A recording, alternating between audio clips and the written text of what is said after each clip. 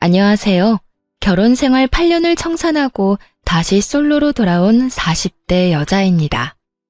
8년? 이렇게 보니 그 인간 같지도 않은 인간이랑 오래도 살았다는 생각이 드네요. 진작 그런 인간이란 걸 알았다면 8년은커녕 결혼조차도 하지 않았을 텐데요. 이제 와서 후회한다고 한들 없던 일이 되는 것도 아니고 이미 엎질러진 물이니 앞으로 남은 인생이나마 최선을 다해 살아가 보려고 합니다. 오늘 마지막으로 하소연을 좀 하고 말이죠. 그러면 길고도 긴 저의 이야기 들어보실래요? 저와 남편은 결혼한 지 8년이 된 부부였어요. 저흰 둘 다 아이를 원하지 않았습니다. 다행히 저희의 의견을 시댁과 친정에서 존중해주는 분위기였죠. 그렇기에 각자 회사 다니며 결혼 생활을 즐기고 있었습니다. 결혼한 지 8년이나 됐지만 크게 부딪히는 일 없이 화목한 가정을 꾸려나갔죠. 남편이 워낙 다정한 사람이라 거의 싸우는 일도 없었어요. 게다가 저보다 친정에서 더 신경을 써주는 사람이라 늘 남편에게 고마웠죠. 오늘 장모님 건강검진 가시는 날인 건 알지? 어? 그게 오늘이야? 어이구, 어떻게 그걸 잊냐. 당신 그럴 줄 알고 나 오늘 연차냈어. 내가 모시고 다녀올게. 정말? 고마워. 어떻게 그걸 잊을 수가 있지?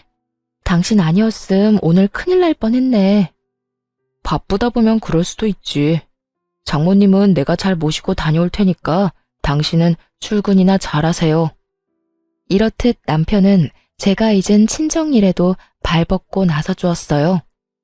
그런 남편의 모습에 결혼 하나는 정말 잘했다는 생각도 많이 했고요. 남편의 이중적인 모습에 속고 있다는 것은 꿈에도 모르고 말입니다. 그렇게 잘 지내던 어느 날 몸이 이상하다는 느낌이 계속 들더라고요. 덜컥 겁이 났어요. 혹시나 암 같은 큰 병은 아닌가 해서 말이죠. 걱정을 가득 안고 병원에 가보니 그곳에서 뜻밖의 이야기를 듣게 되었어요. 축하합니다. 임신입니다. 네, 임신이라고 하더라고요. 상상하지도 못한 임신이었죠. 피임기구도 제대로 쓰고 있을 뿐더러 가능성이 높은 날은 피했는데 그 희박한 가능성을 뚫고 생긴 아기였어요. 아기를 원한 적은 없었지만 축복이라는 생각이 들었어요. 정말 말도 안 되는 확률로 온 아기잖아요. 하늘에서 보내준 선물이라는 생각이 들만하죠. 바로 남편에게 임신 사실을 알렸습니다. 남편도 많이 놀라고 얼떨떨하겠지만 결국엔 기뻐할 거라 믿어 의심치 않았어요. 하지만 남편은 임신 소식을 듣자마자 화를 내더라고요. 뭐? 임신? 임신이래. 이게 무슨 일인가 몰라. 조심하기도 하고 나이도 많아서 그런 쪽으론 전혀 생각하지 못했는데. 무슨 여자가 날짜 계산도 제대로 못해서 이사다를 만드는 거야? 우리 아이는 갖지 말자고 했었던 거 잊었어? 이제 어떻게 할 거야? 남편의 말을 듣고 있자니 섭섭한 마음이 확 들더라고요. 아무리 임신 계획이 전혀 없었던 상황이라고 한들 말이죠. 거기에다 저딴 식으로 대뜸 화를 내니 기분이 상하기도 했고요. 당신은 무슨 말을 그렇게 해? 내가 무슨 임신이 하고 싶어서 안달난 사람이야? 뭐 싫다는 당신한테 마구잡이로 달려들어서 몰래 한 임신이야? 그런 것도 아닌데 왜 말을 그딴 식으로 해? 언성을 높이며 남편에게 따져 물었어요. 그제야 남편은 제정신이 돌아왔는지 눈치를 살피며 이상한 변명을 늘어놓더라고요. 아니, 난 그런 뜻이 아니라 너무 놀라서 그랬지. 왜 사람이 너무 당황하고 놀라면 언성이 높아지잖아. 나도 모르게 너무 놀라서 그랬어. 당신 기분 많이 나빴지? 그런 뜻으로 한 말은 아니었어. 그러니까 오해하지 말고 기분 풀어. 오해? 당신 같으면 오해를 안 하게 생겼어? 아무리 놀랬다고 해도 어떻게 그런 말을 해? 축복은 못 해줄 망정 뭐? 이제 어떻게 할 거냐고? 그래, 말 한번 잘했네. 내가 어떻게 해주면 좋을 것 같아? 어떻게 해줄까? 그런 뜻이 아니었다니까. 여보, 내가 정말 실수했어. 미안해. 남편은 계속해서 미안하다고는 했지만 아기에 대해선 아무 말도 안 했어요. 낳자거나 낳지 말자거나 아무것도 말하지 않더라고요. 아니, 아예 임신에 대한 언급 자체를 하지 않았어요. 대신 그 뒤로 남편은 임신이 달갑지 않다는 것을 온몸으로 표현하기 시작하더라고요. 휴가 때 가려고 계획했던 여행을 취소하려는 어느 날이었어요. 아무래도 임신 때문에 몸조심을 해야 했으니까요. 이번에 우리 여행 가기로 한 것도 취소해야겠지. 아무래도 비행기 오래 타는 건 무리일 거 아니야. 그래야 하지 않을까? 노산이기도 하고 역시 조심하는 게 좋을 것 같아. 이게 뭐야? 임신 때문에 계획대로 되는 일이 하나도 없어. 지금도 이런데 애 태어나면 더 할 거 아니야. 이래서 내가 아기 갖기 싫다고 한 거였는데. 이런 남편의 말을 듣는데 짜증이 확 나더라고요. 임신하면 그렇지 않아도 몸도 힘들고 마음도 힘들잖아요. 그런데 남편까지 저런 말로 임신이 달갑지 않다는 걸 표현하니 화가 났어요. 그래서 하고 싶은 말이 뭔데? 애를 낳자는 말이야, 낳지 말자는 말이야? 싫으면 지금 말해. 그렇게 말 빙빙 돌리지 말고. 안 그래도 힘든 사람 더 힘들게 하지 좀 마. 그간 남편에게 하고 싶었던 말을 쏟아냈습니다. 그렇게까지 화를 내니 남편은 한 발 물러서 또 눈치를 살피더군요. 아니, 그런 뜻이 아니잖아. 그냥 나는 아쉬워서 그렇지. 이번 여행 우리가 정말 기대했었는데 이렇게 취소해야 하니까 아쉬워서 그랬어. 여행 취소해서 아쉬운 것도 당신이 달갑지 않아 하는 것도 다 알아. 근데 이왕 생긴 아기 축복이라고 생각하고 좋게 말해주면 안 돼? 없을 것도 아니고 낳아서 키워야 하잖아. 대체 언제까지 그렇게 임신 탓하고 있을 건데? 미안해. 내가 생각이 짧았어. 당신도 많이 힘들 텐데 말 그렇게 해서 미안해. 남편은 또다시 미안하다고 하며 상황을 넘기려 했습니다. 그렇게 계속 반복되는 남편의 반응에 스트레스를 많이 받았죠. 그러면서 정말 이 아기를 낳아도 되는 것인지 걱정도 되더라고요. 지금도 저러는데 출산 이후 남편이 어떻게 변할지 모르는 일이니까요. 막상 낳은 아기가 너무 예뻐 남편이 좋게 변한다면 더없이 행복한 결말일 테지만 그렇지 않은 경우라면 상상도 하기 싫더라고요. 그건 저에게도 나쁘겠지만 태어날 아이에게도 끔찍한 상황일 게 분명했으니까요. 그러는 와중 시부의 생신날이 되었습니다. 매년 밖에서 하던 생신잔치를 갑자기 집에서 한다고 하더라고요. 그렇지 않아도 컨디션이 좋지 않은 몸인데 시부의 생신이니 어쩌겠어요. 힘들게 장을 봐 시댁으로 갔습니다. 그날따라 남편의 회사 일로 시모는 볼일로 바빠 혼자 생신상을 준비했어요. 그렇게 홀로 정신없이 음식을 준비하는데 갑자기 배가 참을 수 없이 아파오더라고요. 아래쪽에서 무언가 흘러나오는 느낌이 들어 급하게 병원으로 갔죠. 보통 큰일이 아니라고 직감했지만 그땐 이미 늦은 후였습니다. 아기가 하늘나라로 갔다는 소식을 듣고 말았으니까요. 그렇지 않아도 노산이었던 터라 조심 또 조심했어야 했는데 온종일 음식을 하느라 애를 썼더니 몸이 버티지 못했던 것이었어요. 병실에 누워있으니 소식을 전해 들은 시부모님과 남편이 오더라고요. 누워있는 저를 본 시모는 눈물까지 흘리며 손을 쓰다듬어 주셨어요. 그러고는 남편을 질책하기 시작하시더라고요. 넌 네 마누라가 임신했으면 진작 나한테 말을 했어야지. 그랬으면 이런 일은 없었을 거 아니야. 아니, 애초에 네 마누라가 임신했다는 사실을 알긴 했었던 거야? 시모의 질책이 쏟아지자 남편은 다 기어들어가는 목소리로 대답했습니다. 내가 남편인데 그걸 왜 몰랐겠어. 혹시나 해서 좀 지나면 말씀드리려고 했어요. 안 하느니만 못한 남편의 답은 시모의 화에 기름을 부어버렸습니다. 이어 시모의 입에서 나온 말들은 저를 충격에 빠뜨리기에 부족함이 없었어요. 그걸 아는 녀석이 왜 이번 생신은 집에서 축하하자고 우겨댄 거야? 내가 오늘 볼 일이 있어서 음식할 시간 없다고 말했지? 그래도 집에서 할 거라고 그렇게 우기더니 그렇지 않아도 네 와이프 노산인데 고생할 건 생각도 안 한 거야? 시모의 말을 들어보니 시댁에서 시부의 생신을 축하하자고 남편이 우겨댔더라고요. 시모가 약속이 있어 그건 곤란하다고까지 했는데도 말이죠. 남편은 시모의 말에 크게 당황하더니 말도 안 되는 변명을 해대기 시작했어요. 아니, 바깥 음식 먹기 지겹잖아. 난 그냥 집에서 간단하게 미역국이나 먹으면 되겠지 하는 마음에 그랬던 거야. 나라고 일이 이렇게 될 줄 알았겠어? 몰랐다는 말만 하면 그만이야? 애는 둘째치고 네 와이프 몸 상한 거는 어떻게 할 거야? 나도 속상해. 나라고 마음 편한 줄 알아. 나도 정말 이렇게 될 줄은 몰랐다고. 남편은 일이 이렇게 될 줄 몰랐다고 계속해서 말했어요. 하지만 의심의 끈을 놓을 수가 없더라고요. 아무래도 제 몸에 무리가 가게 하기 위해 남편이 일부러 이딴 짓을 벌인 것 같았어요.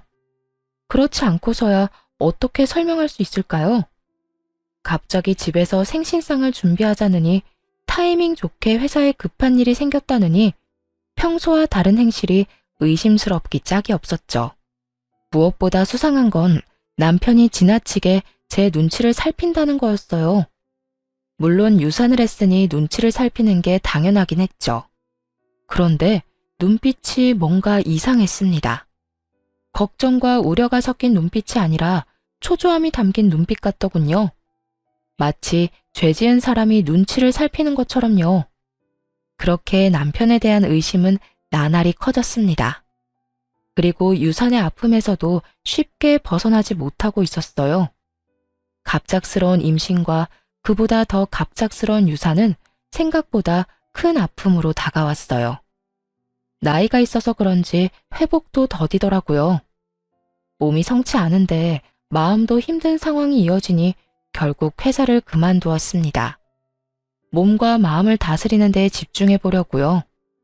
그렇게 혼자 힘든 시간을 보내고 있는데 친정엄마가 여행을 제안하더라고요. 당시 엄마의 생신이 다가오고 있었는데 겸사겸사 다 함께 떠나자고 말이죠. 여보, 엄마가 엄마 생신 축하 겸 여행을 같이 가자는데 당신 시간 돼? 내가 이러고 있어서 엄마가 걱정되나 봐. 기분 전환이나 하고 오면 어떻겠냐고 하더라. 여행 가서 좋은 것도 보고 맛있는 것도 먹고 하면서. 여행? 좋지. 그렇지 않아도 당신 걱정되는데 다 같이 가면 좋겠네.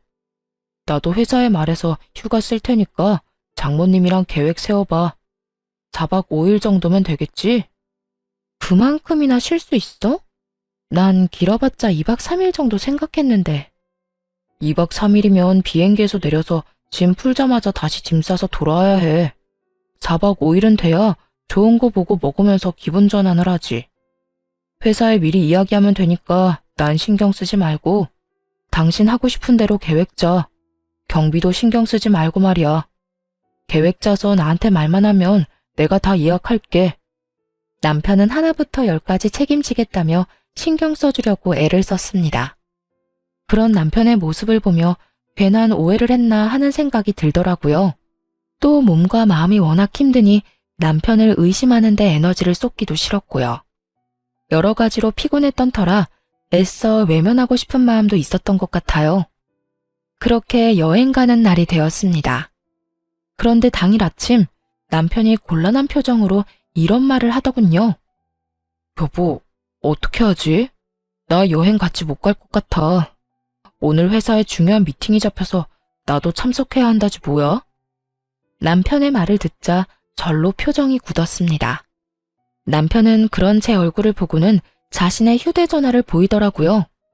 대리님, 오늘 오후에 급한 미팅이 잡혔어요. 아무래도 대리님 연차 다시 반납하시고 회사로 오셔야 할 것 같아요. 부장님께서 빨리 대리님께 연락하라고 하셨어요. 근 5년간 그 회사랑 거래했던 내역이랑 리스트 정리해서 보고서 올리라고요. 설마 벌써 비행기 타신 건 아니죠? 보시는 대로 빨리 연락 좀 주세요. 회사에서 온 연락은 한눈에 봐도 다급해 보이더라고요. 아쉽지만 그간 남편이 준비하던 일이 중요하다는 걸 알고 있었습니다. 그래서 더는 남편을 붙잡아두면 안 되겠다는 생각이 들었어요. 알겠어. 급한 일이라는데 어쩔 수 없지 뭐. 여행은 부모님이랑 다녀올 테니까 당신은 신경 쓰지 말고 회사 가봐. 아니야. 오후 미팅이라고 하니까 당신 공항에 데려다주고 가면 돼. 장모님이랑 장인어른은 따로 가신다고 했으니까 당신 혼자 가야 할 거 아니야. 그럴 시간이 돼? 보고서 작성도 해야 하잖아. 빨리 모셔다 드리고 회사 가서 하면 다 됩니다. 얼른 가자. 당신 가는 거 보고 일해야 일이 잘 될 것 같아서 그래. 남편은 한사코 공항까지 데려다 주겠다고 했어요. 그래서 하는 수 없이 남편의 배웅을 받으며 비행기에 올라탔습니다. 그렇게 좌석에 앉아 휴대전화를 꺼냈을 때였어요. 전원을 끄기 전에 남편에게 고맙다는 문자를 보내려고요. 그런데 마침 카톡이 하나 오더라고요. 저기요, 우리 집사람 지금 비행기 탔어. 4박 5일 동안 자유야. 어디야? 내가 지금 데리러 갈게. 남편에게서 온 연락이었어요. 미리 보기 내용을 보자마자 이게 무슨 말인가 싶어 카톡에 들어가 봤죠. 그 짧은 순간에 남편이 대화를 삭제했더라고요. 카톡을 보내고 난 후 바로 삭제를 하면 수신인 휴대전화에서도 삭제가 되잖아요. 바로 그 기능을 사용한 것이었어요. 남편이 아무리 재빨리 삭제를 했다고 한들 이미 두 눈으로 모든 걸 정확히 본 뒤였죠. 그렇게 남편이 외도를 저지르고 있다는 걸 확신하게 되었습니다. 더불어 오늘 회사에 급한 일이 있다고 거짓말하며 여행에서 빠진 이유도 알아버렸죠. 상간녀와 함께 좋은 시간을 보내기 위해서지 뭐겠어요. 모든 사실을 다 알게 되자 가장 친한 친구에게 재빠르게 전화를 걸었습니다. 그리고 대충 상황을 설명하며 흥신소를 통한 남편의 뒷조사를 부탁했습니다. 마음 같아서는 당장 비행기에서 내려 직접 그 추잡한 광경을 보고 싶었지만 그러면 부모님이 더 걱정을 하실 테니 차마 못하겠더라고요. 또 다른 곳으로 떠나 마음을 정리할 필요가 있기도 했고요. 그렇게 여행길에 올랐고 여행지에서 실시간으로 외도 증거들을 받아보았습니다. 그중 단연 충격적인 건 상간녀의 정체였는데요. 상간녀는 남편의 회사 신입 직원으로 남편보다 20살이나 어리더라고요. 그러니까 25살인 거죠. 두 사람이 만나기 시작한 건 반년 전쯤이라고 했습니다. 상간녀가 남편 회사에 들어오고 얼마 지나지 않았을 때였어요. 그땐 제가 임신을 하기 전이었거든요. 그제야 남편이 왜 그렇게까지 임신에 불만을 표현했는지 알겠더라고요. 남편은 하루라도 더 빨리 이혼을 해서 그 젊은 상간녀와 살고 싶었던 거죠. 그런데 제가 임신을 하고 출산까지 해버리면 큰 차질이 생길 게 분명하잖아요. 그래서 그렇게까지 싫어했던 것이었어요. 이로써 무리를 하게 해 유산으로 이끈 것이 남편의 계획이었음이 확실해졌습니다. 일단 좋은 풍경을 보고 맛있는 음식을 먹으며 이혼을 계획했어요. 특히 복수의 칼을 더욱더 날카롭게 갈 수 있도록 해준 건 두 사람의 대화였는데요. 그 대화를 듣고 있자니 정말 이가 바득바득 갈리더라고요. 그러면 오빠 와이프는 지금 여행 간 거야? 오빠는 이 분위기 좋은 곳에서 나랑 스테이크나 썰고 있는 줄도 모르고?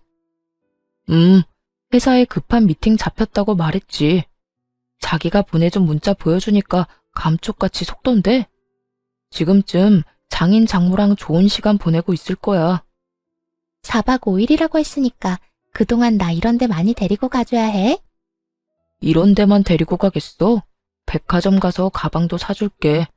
이럴 줄 알았으면 그냥 한 달 쉬다 오자고 할 걸 그랬어. 그러면 자기랑 여행도 다니고 좋았을 텐데. 비행기 추락사고 이런 거라도 일어났으면 좋겠다. 그러면 이혼을 어떻게 해야 할지 걱정 안 해도 될 텐데. 비행기 추락사고. 이 말을 듣는데 정말 온몸에 소름이 다 돋더라고요. 어떻게 된 인간이 그런 말을 입에 올릴 수가 있는 것인지 아무리 어린 여자한테 미쳐있다고 해도 말이죠. 당장이라도 달려가 머리채라도 잡고 싶은 심정이었습니다. 그 뒤로 이어진 대화도 가관이었어요. 에이, 아무리 그래도 그건 아니지. 그나저나 나 이번에 기획안 제출하라고 하던데 오빠가 도와줄 거지? 당연하지. 우리 자기 일인데 내가 다 도와줘야지. 자기도 얼른 진급하고 자리 잡아야 하니까. 역시 오빠가 최고야. 그나저나 오빠 돈 이렇게 막 써도 돼? 오빠 와이프가 눈치채면 어쩌려고. 눈치? 퍽이나 그 여자가 눈치채겠다. 그 여자 지금 유산했다고 세상 온갖 슬픔을 혼자 다 떠안는 사람처럼 굴고 있어. 그런 사람이 나한테 신경 쓸 겨를이 있을 것 같아? 그리고 평소에도 정신이 워낙 없는 사람이었어. 오죽했으면 그 부모도 내가 다 챙겼을까. 책 잡히기 싫어서 다 챙기느라 내가 피곤해 죽겠다니까. 그랬습니다. 남편은 진심에서 우러나와 제 부모님을 챙긴 것이 아니었어요. 본인이 외도나 저지르고 있으니 부모님을 이용하고 있었던 거더라고요. 의심에서 벗어나기 위한 하나의 수단으로 말이죠. 모든 사실을 알게 된 후 이를 갈며 여행지에서 돌아왔습니다. 그날 바로 상간녀의 본가와 상간녀가 만나는 남자에게 외도 증거를 다 보내버렸어요. 알아보니 상간녀는 결혼을 약속한 사람이 있는 상태더군요. 남편은 그런 사실을 모르고 있는 모양이었고요. 그러니까 상간녀가 남편과 그런 관계를 맺고 있었던 이유야 뻔하죠. 그저 빠른 진급과 편한 회사 생활을 위해 나이 많은 남편을 만난 거 아니겠어요? 상간녀의 예비 남편은 바로 회사를 찾아가 한바탕 난동을 부렸다고 합니다. 가지고 있는 모든 외도 증거를 주었으니 예상한 대로였죠. 그러자 두 사람이 집으로 찾아왔더라고요. 그게 누구긴 누구겠어요. 만신창이가 된 남편과 화장이 다 번져 몰골이 엉망이 된 상간녀였습니다. 당신 진짜 미쳤어? 그딴 짓을 왜 한 거야? 미치지 않고서야 왜 그런 걸 보내서 이 상황을 만드냐고. 그러게, 아줌마 진짜 미쳤어요? 미치려면 혼자 곱게 미칠 것이지 왜 남의 인생을 다 망쳐놓고 그래요? 미친 건 두 사람이지. 불륜이나 저지른 주제 어디서 감히 큰 소리야? 지금 무릎 꿇고 싹싹 빌어도 모자란 상황인 건 몰라? 내가 왜 무릎을 꿇어요? 뭘 잘못했다고? 아줌마 남편이 먼저 나한테 만나자고 했어요. 남편 하나 못 휘어잡은 주제에 누구한테 무릎을 꿇으라 말아요? 상간녀는 정신이 나가버린 사람처럼 악다구니를 써댔습니다. 그래서 눈 하나 깜짝 안 하고 그런 상간녀에게 겁을 주었죠. 야, 너 이제부터 말 한마디 한마디 잘 생각해서 하는 게 좋을 거야. 너 지금 결혼만 깨졌지? 과연 이게 마지막일 거라고 생각해? 네가 지금 어떻게 행동하냐에 따라서 네 미래가 달라질 거야. 나 시간 많거든? 내가 여기서 더 많이 화가 나잖아. 그러면 나 평생 너 쫓아다니면서 네 앞날에 똥 칠해줄 수 있어. 네가 결혼한다고 하면 그 식장에 가서 난동을 피울 거고, 네가 재취업을 한다고 하면 그 회사에 찾아가서 뒤집어 엎어버릴 거야. 그러니까 그런 꼴 당하기 싫으면 그냥 입 다물고 있어. 상간녀는 할 말이 없는지 그저 씩씩거리며 노려보고 있었습니다. 그런데 이번엔 남편 놈이 뚫린 입으로 말 같지도 않은 말을 해대기 시작하더군요. 틀린 말 한 게 하나 없는데 무슨 말을 그렇게까지 해? 무릎? 참 기가 막혀서. 당신이 가만히 있었다면 그깟 무릎 얼마든지 꿇어줬겠지. 그런데 당신이 그딴 짓을 벌이는 바람에 우리 두 사람 꼴이 우스워졌잖아. 당신 같으면 무릎을 꿇고 싶겠어? 도대체 왜 그런 짓을 한 거야? 우리 일은 우리끼리 조용히 대화로 해결하면 되는 거잖아. 왜 일을 이렇게까지 만들어? 어쩌면 인간의 탈을 쓰고 저렇게나 뻔뻔할 수가 있는지. 남편의 말을 듣고 있자니 무슨 큰 죄를 저지른 듯한 기분이었어요. 하지만 큰 소리를 치고 있는 남편에게 지지 않고 맞서주었죠. 내가 누구 좋으라고 대화로 문제를 해결해? 두 사람은 불륜 저지르면서 대화로만 사랑을 나눴어? 아니잖아. 온갖 추잡한 짓은 다 했을 거 아니야. 본인들은 그렇게 하고픈 거 다 하고 다녔으면서 뭐? 조용히 대화로 이 문제를 풀어내길 바란다고? 뻔뻔해도 너무 뻔뻔한 거 아니야? 정신 차려. 내가 아니라 네가 잘못한 거야. 네가 바람을 피운 거라고. 잘못은 네가 한 주제에 어디서 큰 소리를 쳐? 저 역시 남편을 향해 고함을 질러버렸습니다. 그러자 남편은 인상을 잔뜩 찌푸리더니 차라리 잘 됐다고 이혼하자고 하더군요. 됐다 됐어. 차라리 잘 됐어. 그냥 이혼하자. 어차피 당신이랑 이혼하려고 했는데 시간 낭비할 일 없겠어. 이렇게 된 거 무릎 꿇고 용서를 빌 필요도 없는 것 같고. 내가 그렇게 해봤자 당신도 마음 풀리지 않을 거 아니야. 그냥 깔끔하게 이혼해. 그래, 바라던 바야. 그런데 내가 진짜 궁금한 걸 참을 수가 없어서 하나만 묻자. 당신, 나 임신했을 때 아버님 생신상 차리게 만들었잖아. 그래서 유산까지 하게 된 것도 당신 계획이었어? 나하고 이혼할 때 걸림돌이 될까봐 일부러 그런 상황을 만들어낸 거니? 확신을 가지고 남편에게 물으면서도 내심 아니라는 말을 하길 바랬던 것 같아요. 그래도 사랑했던 사람인데 그 정도로 최악이란 사실을 받아들이기 힘들었으니까요. 하지만 바램과는 달리 남편은 모든 사실을 털어놓기 시작하더군요. 그래, 맞아. 이렇게 된 마당에 거짓말을 해봤자 뭐하겠어. 당신이 생각한 대로 내가 다 계획한 거야. 당신이 무리를 하면 유산을 할 수도 있겠다고 생각해서 말이야. 그런데 정말 내 생각대로 다 될지는 몰랐어. 어처구니가 없더라고요. 그런 상황을 다 만들어 놓고선 정말 유산을 할지는 몰랐다니. 그것만 해도 충격이 큰데 남편은 더 충격적인 말을 이어서 해댔습니다. 이제 와서 하는 말이지만 유산한 거 사실 당신한테도 좋은 일 아니야? 난 당신이 무사히 출산을 했다고 하더라도 무슨 수를 써서든 이혼했을 거야. 그렇게 되면 당신도 당신이지만 그 애의 삶도 얼마나 처량하겠어. 그러니까 나 너무 원망만 하지 말고 차라리 다행이다 생각하고 살아. 그게 당신한테도 좋으니까 말이야. 남편의 말을 들으니 정말 너무 화가 나 눈앞이 새하얗게 되더라고요. 그대로 바로 손에 들고 있던 커피를 남편의 얼굴에 부어버렸습니다. 그리고 이게 무슨 짓이냐고 고함을 지르는 남편에게 한마디 해주었어요. 이 인간 같지도 않은 쓰레기가 그걸 지금 말이라고 해? 다행! 네가 쓰레기라는 걸 지금이라도 알아서 다행스럽다 정말. 더는 얼굴 보고 있는 것도 구역질나니까 당장 꺼져. 저 여자 데리고 당장 내 눈앞에서 사라지라고. 나라고 다를 줄 알아? 나도 당신 얼굴 보면 구역질나. 다 늙어빠진 주제 성격만 더러워서는 바로 이혼할 준비나 해. 괜히 나한테 복수한다 치고 이혼 안 한다고 버티지 말고. 그래야 이 예쁘고 젊은 애랑 하루라도 빨리 결혼해서 살 거 아니야? 위자료는 얼마든지 줄 테니까 바로 도장이나 찍어. 알겠어? 남편은 끝까지 뻔뻔하게 나왔습니다. 그런데 그런 남편에게 상간녀가 대신 복수를 해주더라고요. 아저씨 미쳤어요? 내가 왜 아저씨랑 결혼을 해요? 앙칼진 상간녀의 말에 남편이 화들짝 놀라며 상간녀를 바라보더군요. 이런 반응을 예상도 못한 눈치였어요. 남편은 한치 의심도 하지 않았던 거죠. 20살이나 어린 상간녀가 자신을 진심으로 사랑한다고 말이에요. 그런 남편의 믿음을 상간녀가 산산조각 내기 시작했죠. 20살이나 늙은 유부남을 내가 정말 사랑했다고 믿은 거예요? 순진한 거야, 멍청한 거야. 아까 내 약혼자가 와서 사무실 뒤엎는 걸 봤잖아요. 그걸 보고도 내가 정말 아저씨를 사랑했다고 생각해요? 그러면 나하고는 왜 만난 거야? 날 사랑한다고 했잖아. 나랑 같이 살고 싶다며.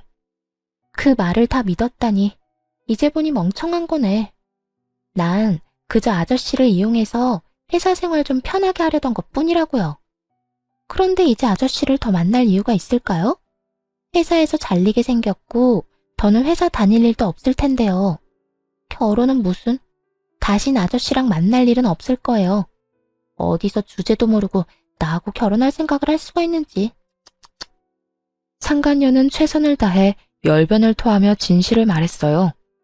막상 남편은 제대로 듣지 않고 있었지만요. 저런 모욕적인 말을 들으면서도 상간녀를 붙잡고 헛소리할 정도였으니까요. 자기야, 진짜 왜 그래? 지금 집사람이 보고 있어서 그래? 자기도 다 들었잖아. 나 이제 저 여자랑 곧 이혼해. 그러면 자기랑 행복하게 살 수 있다고. 남편은 제가 아니라 상간녀에게 무릎을 꿇고 울고불고 매달리고 있었습니다. 하지만 상간녀는 그런 남편의 손을 가차없이 뿌리쳐버리더군요. 아, 진짜. 무질구질하게 왜 이래? 말귀를 못 알아먹어요? 난 평생 노인네 뒷바라지나 하면서 살 생각 전혀 없다고요. 그러니까 아저씨도 꿈 깨세요. 상간녀는 한결같이 냉정한 모습으로 남편을 대했어요. 그런 상간녀의 모습에 남편은 드디어 현실을 자각한 듯 원망을 쏟아내더라고요. 다 진심인 거야? 네가 어떻게 나한테 이럴 수가 있어? 어떻게 나한테 이럴 수가 있냐고. 내가 너한테 지금까지 뭘 해줬는데? 누가 해달라고 했나? 다 자기가 해주고 싶어서 했으면서 이제 와서 왜 저래? 상간녀는 절망을 쏟아내는 남편이 지긋지긋하다는 듯 굴었습니다. 더 이상 듣고 있고 싶지 않았어요. 그대로 그 꼴값을 떠는 인간들을 집에서 내쫓아 버렸습니다. 두 사람은 한참을 현관문 앞에서 다툰다 싶더니 경비분의 손에 쫓겨났습니다. 워낙 시끄러워서 다른 주민이 신고라도 했던 거겠죠. 그 후 이혼 소송과 상간녀 소송까지 진행해 모두 승소를 했습니다. 덕분에 위자료를 받고 이혼할 수 있었어요.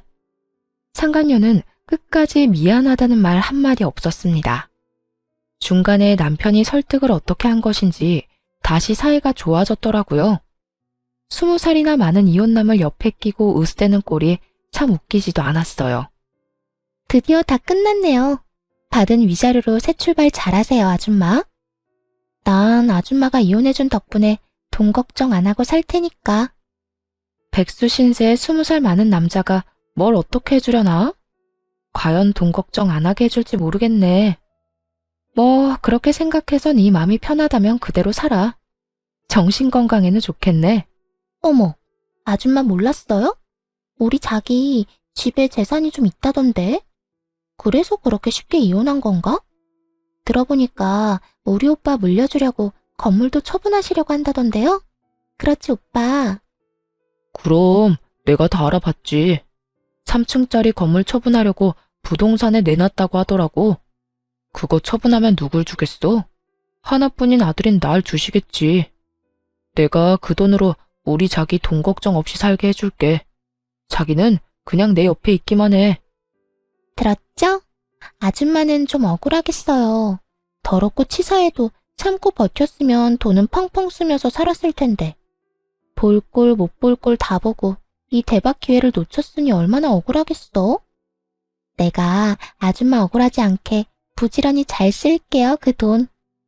들어보니 전 남편은 상간녀를 전 시댁의 재산으로 홀린 듯 하더라고요. 그제야 왜 둘의 사이가 다시 좋아졌는지 이해가 됐습니다. 상간녀는 결혼도 무산되고 본가에서도 쫓겨났으니 갈 곳이 없었겠죠. 그러다 전 남편이 재산을 받을 것 같자 나이 많은 그의 곁을 남기로 한 것이었고요. 그래서 시샘이 나거나 후회했냐고요? 전혀요. 억만금을 준다고 해도 저 남자와는 더 살 생각이 없었습니다. 또 시부모님은 저딴 인간에게 재산을 물려주실 분들이 아니라고 확신했어요. 그래서 별로 약이 오르지도 않더군요. 그리고 만에 하나 그 돈을 물려받는다고 쳐도요. 저렇게 이루어진 가정이 평탄할 리 없지 않겠어요? 마음대로 해라. 그런데 있잖니. 세상 모든 것이 네 뜻대로 흘러가진 않을 거야. 그 돈이 정말 네 손으로 들어오게 될지는 난 잘 모르겠다. 그래도 넌 그렇게 믿고 살아. 그래야 네 말대로 노인네 뒷바라지 할 의욕이라도 생길 테니까. 그렇게 말한 후 홀로 돌아와 그 두 사람을 잊고 살려고 노력했어요. 그런데 3개월이 지난 어느 날 전 시부모님이 찾아왔더라고요. 아가, 잘 지냈니? 우리가 이제야 너희가 왜 이혼을 했는지 자세히 알게 되었어. 그동안 얼마나 마음고생을 했니? 전 시모는 이제야 모든 사실을 알았다며 눈물을 글썽이고는 손을 잡아주었습니다. 자세한 내막을 알려봤자 뭐하겠나 하는 생각에 연락도 하지 않았는데 어떻게 알고 온 건지 궁금해지더라고요. 저야 뭐 늘 똑같아요. 그런데 어떻게 그걸 아셨어요? 저의 물음에 전시모와 전시부는 한숨을 크게 내쉬었어요. 그러곤 잡은 손에 힘을 주며 말을 시작하더군요. 어떻게 알긴 그 녀석이 그 여자애를 집으로 데리고 왔더구나. 와서 한다는 말이 얼마나 기가 막히던지. 뭐라고 하던가요? 저한테는 결혼할 거라고 하던데. 그래, 결혼할 거니까 우리 보고 돈을 좀 달라고 하더구나. 우리가 건물 처분한 건 어떻게 알고 찾아와서 돈을 달라고 하는 건지. 내 자식이지만 정말 이해가 안 되더구나. 그 젊은 여자애가 뭐가 모자라서 40이 넘은 아저씨 옆에 붙어 있겠어? 다 돈 때문인 거지.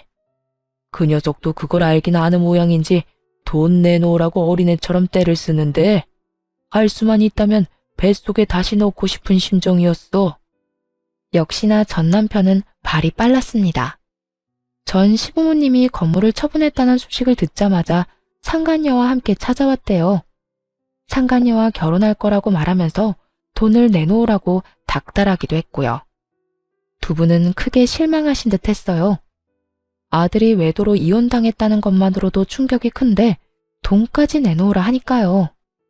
그러셨구나. 많이 놀라셨겠어요. 놀라기만 했겠어? 나는 물론이고 네 시아버지까지 화가 머리끝까지 나서 쫓아내버렸다. 앞으로 우리가 죽었다는 소식이 들려도 찾아오지 말라고 했어. 너 같은 놈한테 줄 돈은 땡전 한 푼도 없으니까 말이다. 전 시모는 격양된 목소리로 이렇게 말하더니 무언가를 손에 쥐어주었습니다. 그건 바로 준비해오신 통장이었어요. 이게 뭐예요? 이거 네 거야. 언젠간 너희 부부한테 물려주려고 모았던 돈이랑 건물 처분한 돈 조금 넣었다. 깜짝 놀라 통장을 열어보았습니다. 그곳엔 예상보다 큰 금액이 찍혀 있더라고요. 다시 통장을 돌려드리며 차마 받을 수 없다고 했죠. 그런데도 전 시모는 다시 통장을 주며 받으라고 하시더라고요. 어머님, 이거 너무 많아요. 저 위자료도 받았고 이렇게 큰 돈은 필요 없어요. 필요 없기는 내 아들놈 때문에 유산이라는 아픔도 겪었지 않니? 또 그런 꼴까지 보고 이혼하게 됐는데 그까짓 위자료로 되겠어? 이 돈으로도 네 상처가 치유되지 않을 거라는 거 잘 안다. 그런데 이렇게라도 해야 우리 마음이 편해서 그래. 이런 것밖에 줄 수 없어서 미안하구나. 전 시모는 끝까지 손에 통장을 쥐어주셨습니다. 그러면서 당부의 말도 잊지 않으시더군요. 그리고 그 녀석이 널 찾아올 수도 있어. 그 여자애는 물려받을 돈이 없다고 생각되면 바로 그 녀석 버리고 도망갈 거야. 너도 봤으니 다 알겠지만 말이다. 그러면 그 녀석이 어딜 가겠어? 우리한테는 쫓겨나고 영까지 끊겼으니 널 찾아오지 않겠어? 만에 하나라도 널 찾아오거든 소금이나 뿌리고 쫓아내버려. 다신 찾아오지 말라고 말하면서 말이야. 전 시모는 끝까지 저의 편에 서서 저를 위한 말을 해준 후 돌아갔어요. 시간이 흐른 뒤 역시나 전 시모의 말처럼 전 남편 놈이 절 찾아왔더라고요. 이혼하자고 할 때는 그렇게나 뻔뻔하고 당당한 모습이더니 이번엔 잔뜩 불쌍한 척을 하며 앞에 서 있더군요. 여보, 오랜만이야. 여보 좋아한다. 너랑 나 이혼한 지가 언젠데 여보래? 그리고 왜 찾아왔어? 우리 다시는 보지 않기로 암묵적으로 약속한 거 아니었어? 상간녀랑 행복하게 살 테니 빨리 이혼하자고 한 사람이 당신이란 걸 잊었어? 아직도 그 일을 마음에 두고 있는 거야? 그게 언제적 일인데. 나 그 여자애랑 끝냈어.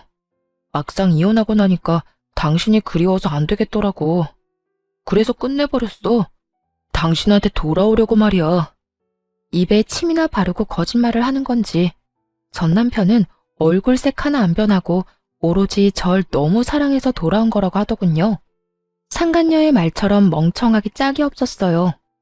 이제와 후회한다고 내가 그리워 돌아왔다고 하면 뭐 달라지나요? 이쪽은 받아줄 생각 요만큼도 없는데 혼자서 확신하는 눈치였어요. 모두 없던 일로 하고 자신을 받아줄 거라고 말이죠. 당신은 내 생각 안 났어? 그래도 연애까지 합치면 우리가 함께한 세월이 10년이 넘는데 가끔 내 생각나지 않았느냐고. 이제 와서 이딴 말 하는 거 보니까 그 어린애가 도망이라도 갔나 봐? 그걸 어떻게... 다 아는 것 같으니까 솔직하게 말할게. 그 애 그냥 도망가 버렸어. 내가 받을 재산 없고 부모님하고 연도 끊기니까 알아채고 바로 도망치더라. 정말 뒤도 한번 돌아보지 않더라고. 내가 이때껏 쓴 돈이 얼만데 정말 나쁘지 않아? 진짜 이런저런 일 다 겪으면서 느낀 건데 당신만한 여자가 없더라고. 당신처럼 나랑 잘 맞고 나를 잘 이해해주는 사람이 없었어. 그래서 하는 말인데 나랑 다시 시작하면 안 될까? 전 남편은 어느새 뻔뻔한 모습으로 돌아와 다시 시작하자는 말을 했어요. 그래서 어떻게 했냐고요? 그런 남편의 얼굴에 손에 쥐고 있던 굵은 소금을 뿌려주며 이렇게 말했죠. 이거나 먹고 떨어져. 어디서 꼴같았게 재결합을 우느네? 내가 미쳤어? 너 따위 놈이랑 다시 살게. 너 같은 거 돈 주면서 데리고 살라고 해도 싫다 이 말이야. 전 남편은 이런 반응을 예상하지 못했다는 듯 황당하단 눈빛으로 바라보더군요. 그러더니 이내 표정을 바꿔 본색을 드러내기 시작했어요. 그래, 그러면 돈이나 좀 내놔. 돈? 나한테 돈 맡겨놨어? 뭐 이리 당당하게 돈을 달래? 나 다 알고 있거든. 우리 부모님이 당신한테 돈 줬지? 내가 다 듣고 왔으니까 발뺌할 생각하지 마. 그거 원래 내가 다 받았어야 할 돈이야. 그러니까 그 돈 내놓으면 조용하게 가줄게. 뭐 이런 미친놈이 다 있나 싶었어요. 기껏 찾아와서 한다는 짓이 하소연과 돈 타령이라니. 이 와중에 미안하다는 말은 한마디도 하지 않고 말이죠. 너 미쳤니? 내가 그 돈을 줄 것 같아? 정신 좀 차려라. 이 돈 정당하게 내 손에 들어온 돈이야. 그런 돈을 내가 왜 당신을 줘? 당신 같으면 주겠어? 정당? 정당 같은 소리 하네. 전부 우리 부모님 돈인데 남인 당신이 그 돈을 왜 받아? 그거 내가 소송 걸면 다 나한테로 돌아오게 되어 있어. 그러니까 그때 가서 후회하지 말고 지금 내놔. 지금 나한테 주면 그 돈의 절반은 당신 줄게. 예정을 생각해서 말이야. 아, 그러셔? 그러면 당신이 말한 대로 소송 걸어. 걸면 되겠네. 그렇게 깔끔한 방법을 두고 왜 여기 와서 이 난리야? 피차 얼굴 보기도 싫은 사이에 이러고 있지 말고 가서 변호사나 선임해. 그래야 이 아까운 돈 한 푼이라도 받아갈 거 아니야. 전 남편에게 한마디도 지지 않고 맞섰습니다. 그러자 전 남편은 할 말이 없었는지 난동을 피우더라고요. 야, 얼른 돈 못 내놔? 돈 줄 때까지 여기서 안 나갈 거니까 그런 줄 알아. 잘 됐네. 그렇지 않아도 갈 곳도 없었는데 계속 여기서 지내면서 돈 받아가면 되겠어. 내 꼴 보기 싫다고 했지? 그런데 어떻게 하냐? 난 당신한테 돈 받을 때까지 안 나갈 건데. 기어이 전 남편은 바닥에 드러누워 눈을 감아버렸습니다. 그런 전 남편의 모습을 보며 끝까지 진상이다 싶었어요. 결국 경찰서에 신고를 해버렸고 전 남편은 경찰의 손에 의해 쫓겨나게 되었죠. 그런데 그게 끝이 아니었습니다. 이번에는 상간녀에게 연락이 다 왔더라고요. 전 남편을 제발 좀 데리고 가라고 말이에요. 쫓겨난 전 남편이 이쪽으로 오는 대신 상간녀를 찾아가 진상을 부려댔나 봐요. 아줌마 남편 좀 데리고 가세요. 혼자 사는 거 힘들 텐데 저 남자라도 데리고 가서 살라고요. 내가 미쳤니? 너도 싫은 남자 나라고 좋겠어? 그러지 말고 잘 데리고 살아. 너 좋다고 그렇게까지 매달리는 남자 살면서 찾기 힘들다.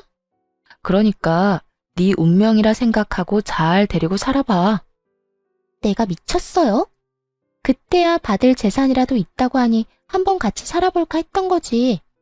지금은 아무것도 없는 늙은 노인네 뭐 득될 게 있다고 데리고 살아요? 그러니까 그런 노인네를 나라고 데리고 살고 싶을 것 같아? 그리고 너 내가 한 말 잊었어? 여기서 더 열받게 하면 너 쫓아다니면서 네 인생에 똥칠한다는 말. 앞으로 펼쳐진 게 꽃길은 아니더라도 똥밭은 아니어야 하지 않겠니? 다신 나한테 연락하지 마라. 그리고 너 좋다고 찾아간 남자는 네가 해결해. 그 뒤로 겁이 나긴 했는지 상간녀에게서 연락 오는 일이 더는 없었어요. 그리고 반가운 소식을 하나 전해 들었는데요. 전 남편이 얼마나 끈질기게 상간녀를 찾아가 난동을 부렸는지는 몰라도 결국 구치소에 갇힌 신세가 되었다고 합니다. 그 이후의 소식은 들리지 않았고 저는 제 삶을 살고 있는 중입니다. 요즘은 시골로 내려와 정착해 살고 있는데요. 귀농해서 농사 짓는 게 적성에 딱 맞는 것 같아요. 작은 텃밭을 꾸리는 일이 참 재미있더라고요. 가끔 일이 있는 날엔 과수원에 나가 알바를 하기도 하고요. 여러 가지 소일거리를 하면서 블로그에 글을 쓰는 일도 하고 있습니다. 처음엔 마음을 달래고자 쓴 글이었는데 우연히 인기를 좀 얻었어요. 요즘엔 시골 생활을 하며 느낀 점을 쓰곤 해요. 그 덕에 여러 협찬이 들어오기도 하고 작지만 수익도 생겼습니다. 큰 돈을 버는 것은 아니지만 어차피 생활할 만큼의 돈은 있으니까요. 지금 생활이 만족스러워 한동안은 더 이렇게 지내보려고 해요. 처음에 시골로 간다는 소식을 전했을 때 부모님이 걱정을 많이 하셨거든요. 그런데 요즘은 이런 말씀을 하시더라고요. 사실 너 시골 간다고 했을 때 내심 걱정 많이 했어. 아무도 없는 곳에 혼자 내려보내도 되는 건가? 저러다 이상한 생각하는 건 아닌가 해서 말이야. 그랬어? 미안해, 걱정 끼쳐서. 미안하긴. 그런데 지금 보니까 너도 살아보려고 갔다는 생각이 들어. 아니, 이곳이 널 살렸다는 생각이 들어. 너 여기 와서 표정도 더 밝아졌고 많이 웃기도 하고 하여튼 여러모로 좋아졌어. 딸, 엄마는 우리 딸이 혹시나 그런 일 때문에 무너지면 어떻게 하나 걱정했어. 그런데 이렇게 보란듯이 일어나줘서 고마워. 요즘 우리 딸 너무 보기 좋다.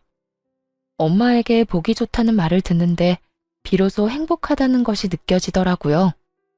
사실 엄마의 말처럼 처음에는 죽지 못해 살려고 이곳에 오는 결정을 했거든요. 전 남편과의 이혼이 후회스러운 것은 절대 아니었고요. 그저 전 남편과 함께했던 시간을 낭비했다는 생각에 너무 한탄스럽더라고요. 앞으로 가야 할 길을 잃은 기분이기도 했고요. 하지만 지금은 행복을 느끼네요. 우연히 들어선 이 길에서 잘 살아보고자 여러 노력을 한 덕분이겠죠? 돌이켜보면 행복 참 별거 아닌데 그땐 왜 그렇게 멀어 보였나 모르겠습니다. 어쨌든 앞으로도 이렇게만 잘 살아보려고요. 긴 사연 함께 해주셔서 감사합니다.